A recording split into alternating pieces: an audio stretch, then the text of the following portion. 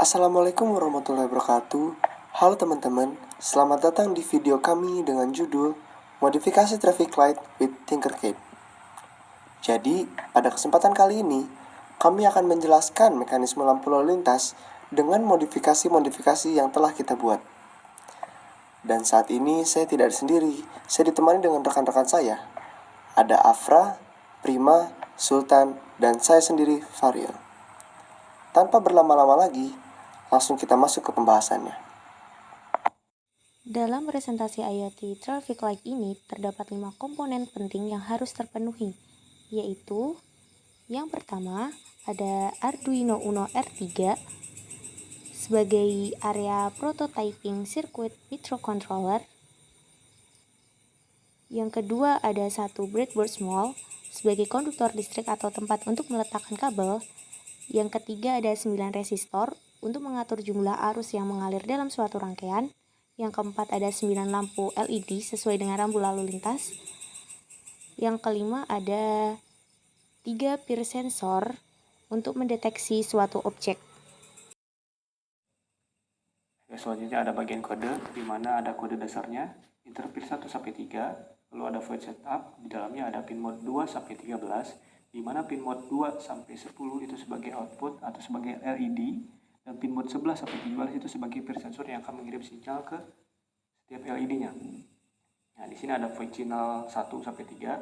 Void signal ini dianggap sebagai proses akan menjalankan suatu kejadian. Di mana kita ambil contoh void channel 1, ada digital white 4, 7, dan 9 itu menyala, atau lampu 4, 7, 9 itu menyala, lalu ada delay 2 detik, lalu ada digital white 9 itu mati, lalu kejadian akhirnya digital white yang 8 menyala. Nah, sama halnya di void signal 2 dan 3.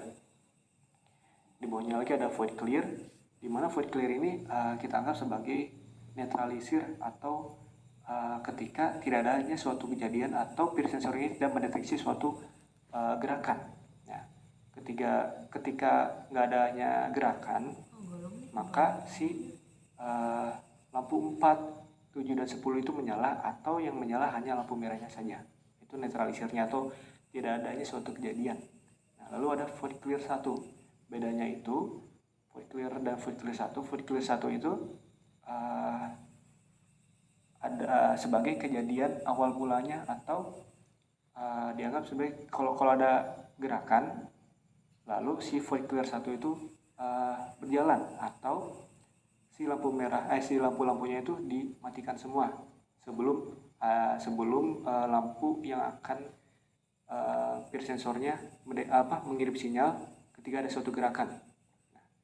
Void loop ini, lalu ada void loop di mana ini diibaratkan sebagai kejadian, di mana ada if peer 1 high, atau jika peer 1-nya menyala, maka akan menjalankan clear 1, lalu signal 1, lalu ada delay 5 detik, terus ada clear.